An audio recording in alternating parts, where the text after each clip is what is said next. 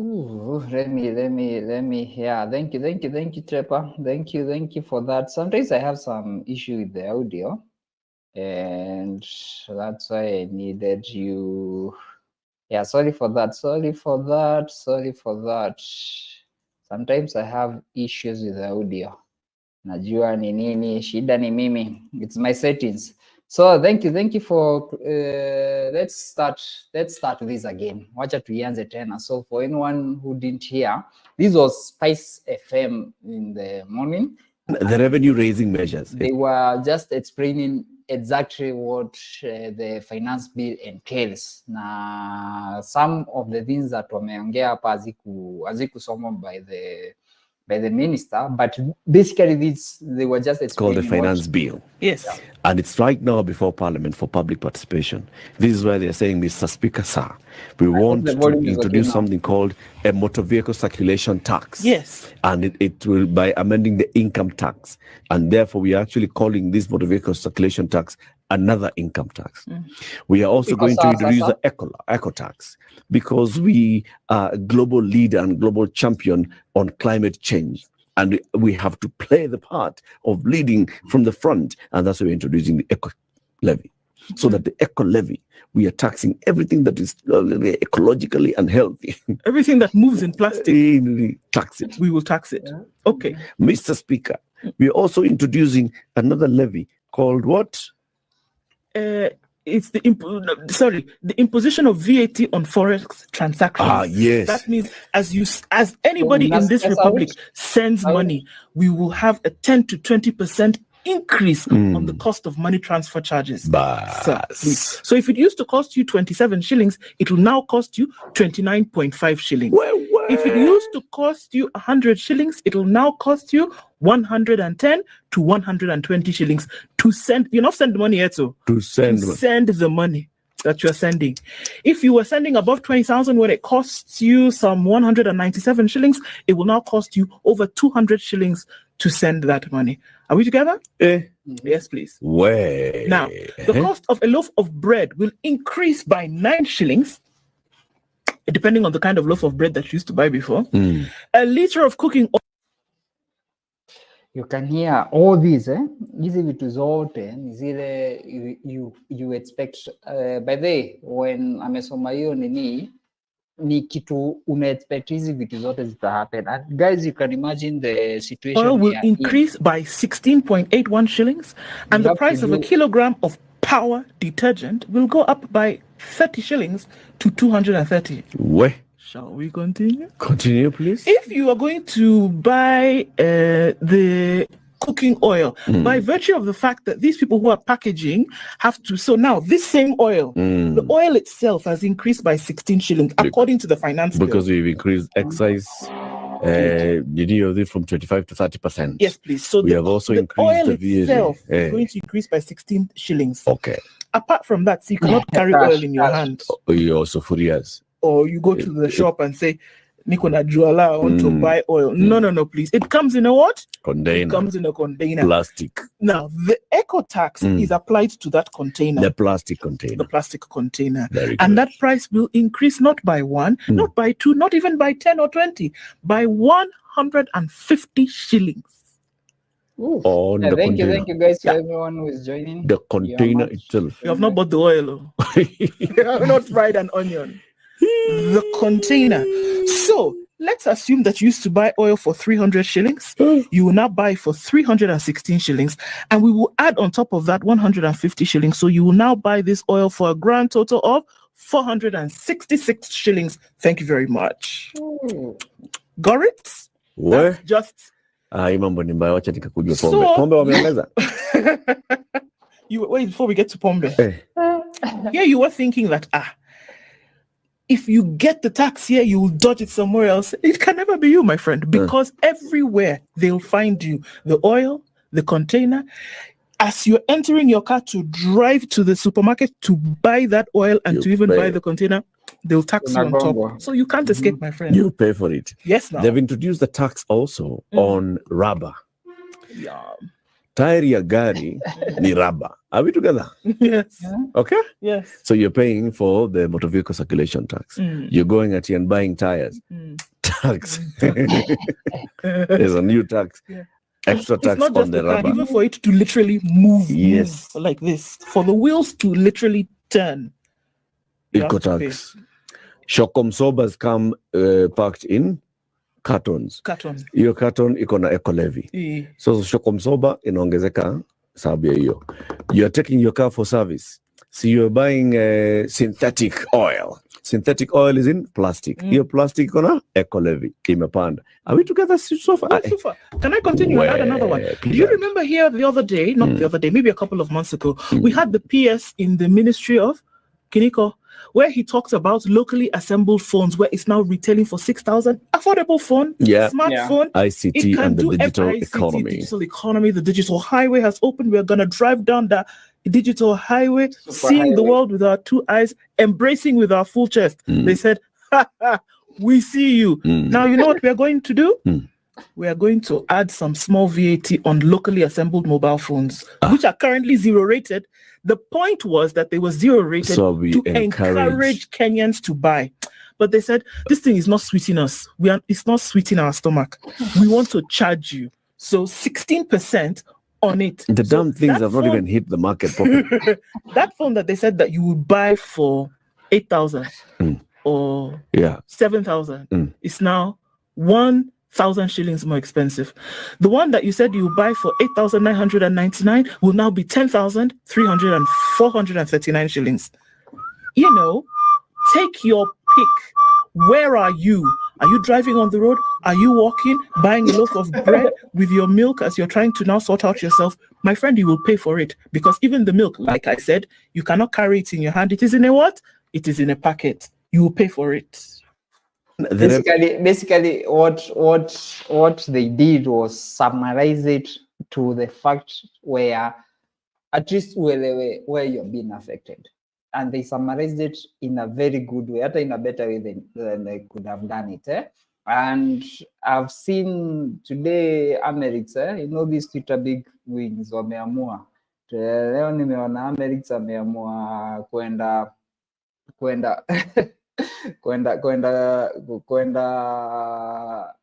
missile, ameamua kuachilia missile. Nachiki kama leo alikuanga na hashtag the citizens, so this is it, the citizens of Kitui, call or text your MPs now.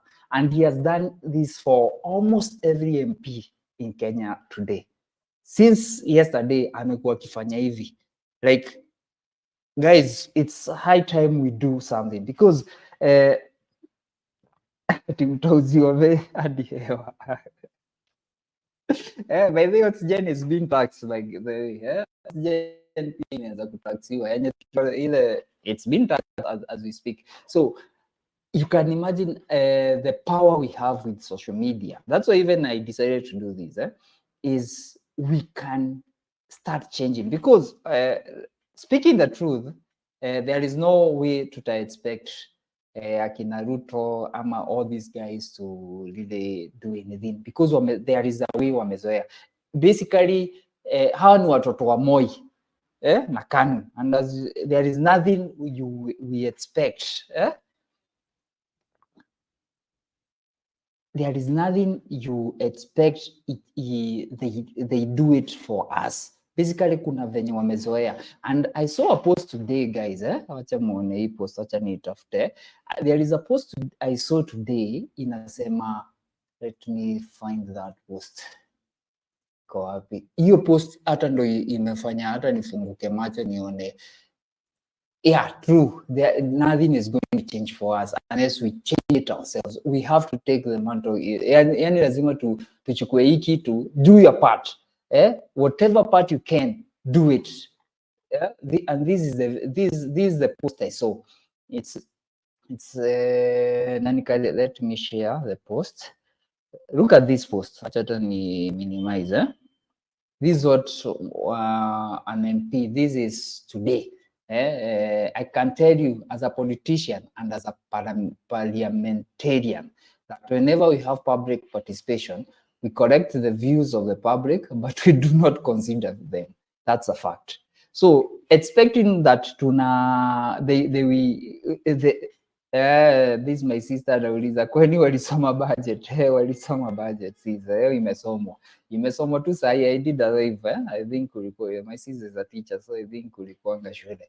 But what I say, the fact is, this is what has been happening, and there is a way they do things. So basically MP ataenda pale, tutapiga mdomo, but until we start acting, on these things, until we start talking, do your part, hata kama ni public, but whatever you can, whatever you can, it's the high time. And I'm happy people like Amerix leo wamenibamba sana venye ameenda big.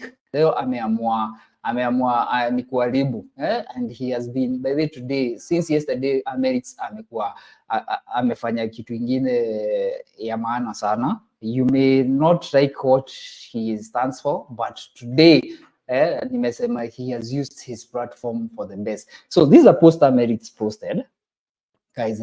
So if you make 50,000, imagine this is something niliona. If you make 50,000 Kenya shillings and you are not married,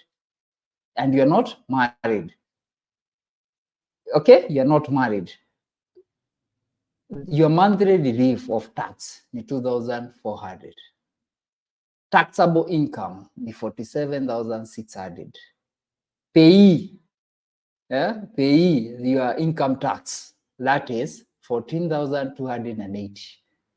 NHIF 1620, which I think wamesema now itakuwa zero, watakuwa exempt. I think itakuwa exempt from the budget yenye imekuwa, but let's go with this hata kama itakuwa exempt, it's only 1,620 from the, so basically ni the total deductions, you're not paying the 30%. NSSF 1080, housing levy 1428, and then take home after deductions. What you are taking home after deductions ni 29,120 or 192,000. Kama unaanizo na unaishi one bedroom, each 10K. Na easy one bedroom, guys. Easy one bedroom. Hii ni bed sitter. Tao siku hizi nyumba ni expensive. Hii ni bed sitter. Steamer, hiyo ni 1304. Fuel ama gas 1546 kgs. This is the impact of taxes. And our bus fare, all these, you are only remaining with 5,000 Kenya shillings.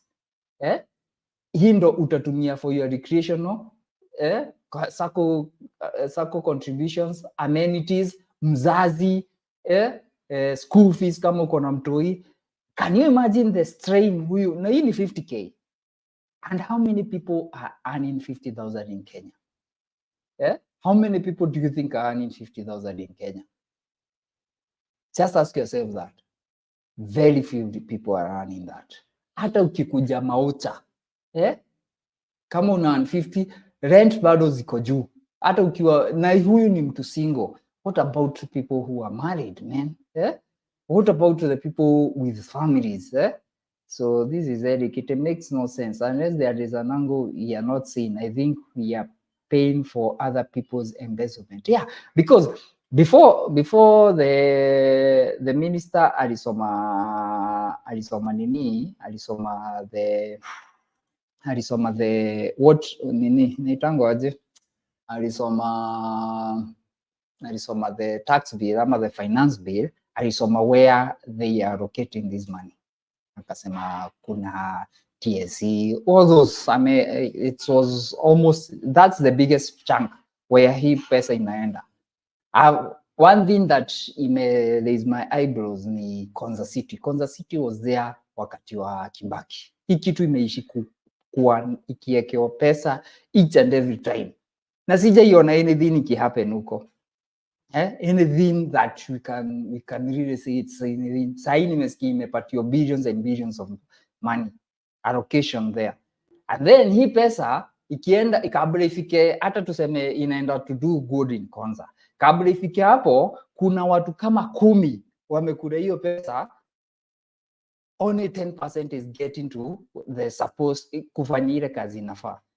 You see the nonsense and the problems that we have, because I wonder why me nashinangwa hata I'm just mad and tired about, yani una feel hata sijui, yeah, acha nisiongee sana juu nikia your browsers. Okay, there is a problem. There is a problem with my live stream. Okay, sawa, nitaiangalia. Hope mkipata hamna sound mtaniambia tu. So guys, you can imagine the problem that we are having, and these problems zitaenda kuzidi. So just to have a review of the things that we expect to change. What expect VAT, twende kwa income tax. Income tax mambo mob sana ita change, and I want to share something here just to explain the exact changes you expect in the near future when it comes to things like income tax, whatever. Zile vitu, at least you are sure. These are summary of proposed stuff. Takuwapatia hapa.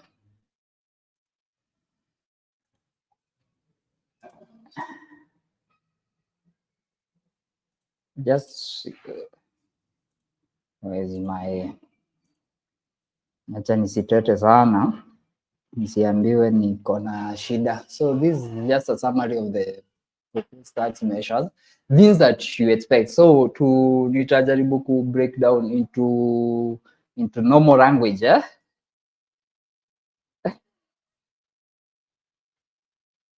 Sasa okay, kabla niende hapo, let me read the comments. Priscilla Zawadi, sasa wale watu wako na familia kubwa watafanya nini? Basically hapa ni kunoma sasa, ni family sasa, hapo sijui kutaenda aje. And then hapa kuna Budhaira anasema, with this economy I told my wife I could get pregnant na file divorce, it's getting hard bro. But you can imagine, So I want us to go through the summary of the proposed tax measures, and it's equally released. I have not seen that it was released by the Treasury just before they read the tax bill. So number one, twende kwa VAT. VAT ni value added tax. So increase the VAT registration threshold from 5 million to 8 million to take into account the erosion of the value of the threshold by inflation over time. So hatutaongea huko sana. So most businesses will be happy with this, but nitawaambia be careful. It may sound so good, but remember, any business that is not registered in VAT, you automatically fall in the turnover tax. Automatically. Kama hauko registered in the VAT, you automatically fall in the turnover tax. So what does that mean?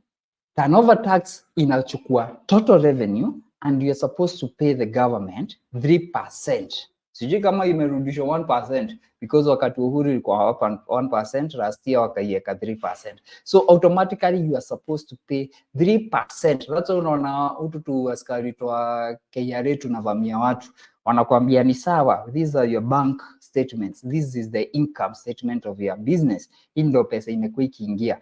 Wanakuambia ni 5 million. Give us 3% of that 5 million.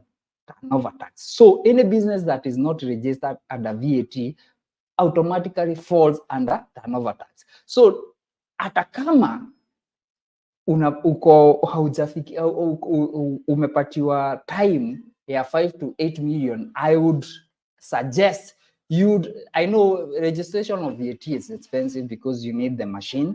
Hiyo machine the cheapest nimeona ni ya 49k. So basically, if that machine, the cheapest is 49,000, you need a lot of money, to even hata kuelewa history ya VAT. You need to have accounts monthly, kujaza VAT kila mwezi, kufile hizo returns, na sometimes you may require to employ someone. Hata kusoma story ya VAT, you need money kuelewa, kusomeshwa ili uelewe, jifaidie. So basically you need about 70 to 80,000 for you to be registered in the VAT. So kama ni kabiashara ka 500,000 kwenda chini, doesn't make sense. But if you are hitting millions, guys, if you are hitting millions, I would suggest go and register for VAT. Shida ya kuregister VAT with your personal name, jina yako personally, hautaijitoa. Utaishi kuwa, hata kama ni zero, utaishi ukifile each and every month. Na failure to do that, ni hizo penalties at 20 before 20th every month, hizo penalties accrue. But now the idea I would, ama ile kitu naweza propose to you guys is make sure you kabla ufile VAT, open a business name, file ama fanya hiyo filing through your business name, usifanye through your personal name. That's one thing that you can take advantage of, because now doing VAT with your personal name utajikoroga sana, kwanza sana, in a very big way. So avoid doing VAT in your in kidogo tu hapa, avoid registering VAT without a business name, ama a business, ama a company. It's much better. No. So this is Rizira Zawadi. Budhaira na comment anasema it's unbearable. Yeah, it's very unbearable at this moment with the taxes that are there. So guys, I'm just telling you that ukiwa na biashara, always, because VAT, if you do it right, now that's why unaona gava wametoa mambo ya zero rating. What was happening, guys? I will go to the kueleza hii story ya zero rating.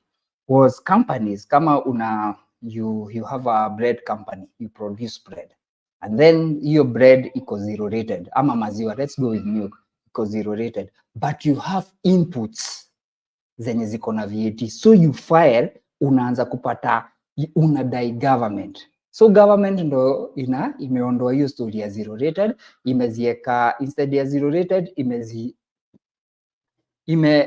yani hiyo product ikiamua haiko kwa VAT, it's either the product is in the VAT system ama iko megeta. So kidogo tu, so story ya VAT, you'd rather go with ujaze, you'd rather be in the VAT ukiwa na in a business, as long as you are hitting 500,000 kwenda juu, be in the kuwa unajaza VAT, it's much better and you can evade higher taxes. Shida tu ni hiyo cost of registration, because now either usomeshwe ama ukuwe na someone who understands the taxes na hiyo machine, all that. So twende number 2, VAT input tax deduction threshold for taxpayer producing meat supplies limited to only input tax related to taxable supplies. So hii ni ile ya watu wa mikate, that's why unasikia mikate itapanda, maziwa inaweza panda. So what was happening is that, how can I explain it? These guys, nauza maziwa haiko iko zero rated. And then juu iko zero rated, but nimenunua fuel iko na 16%. So juu it's not exempt, it's zero rated, what is happening, naenda na file that niko na dai gava 16% KE, VAT. So this is how, wacha nianze afresh for anyone aelewe how VAT works. VAT works this way. I buy a good from a manufacturer at 100 shillings and in tax 16 bob. Maget, so nitamlipa 116 shillings. Kidogo. You should say avoid more taxes, not evade. Avoiding is illegal, evading is illegal. Okay. So guys, this is Eric. You should say avoid more taxes, not evade. Avoiding is illegal. Avoiding is legal. Evading is illegal. Yeah, but when you are under VAT, you can avoid ukiwa kwa turnover tax hiyo utakapata. Yeah, and then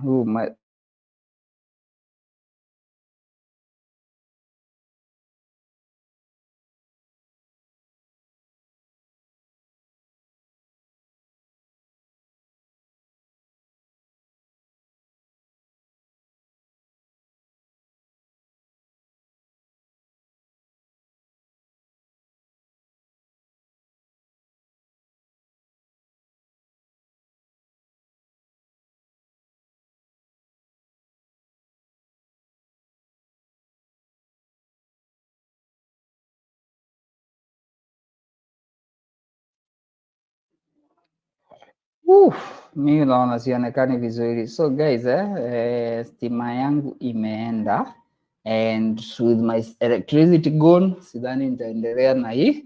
So yeah, let's continue this another time. Thank you guys for tuning in, and bye.